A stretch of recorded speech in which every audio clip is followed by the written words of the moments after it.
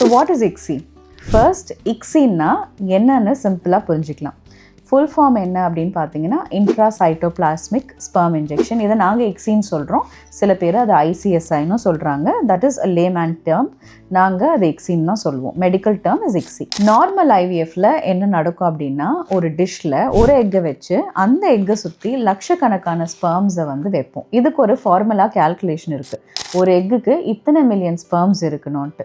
அத்தனை மில்லியன் ஸ்பெர்ம்ஸையும் அந்த எக்கையும் நம்ம சேர்த்து டிஷ்ஷில் போட்டு ஒரு பெட்டி டிஷ்ஷில் நம்ம அதை இன்குபேட்டருக்குள்ளே வச்சிட்டோம்னா அதுக்குள்ளே ஒரு பெஸ்ட் ஸ்பெர்ம் அந்த எக்குக்குள்ளே போய் ஃபர்டிலைஸ் ஆகும். இது நேச்சுரல் செலெக்ஷன். நேச்சுரலாகவே எக்குக்குள்ளே எந்த ஸ்பெர்ம் போகணுன்றது செலக்ட் ஆகிக்கும்.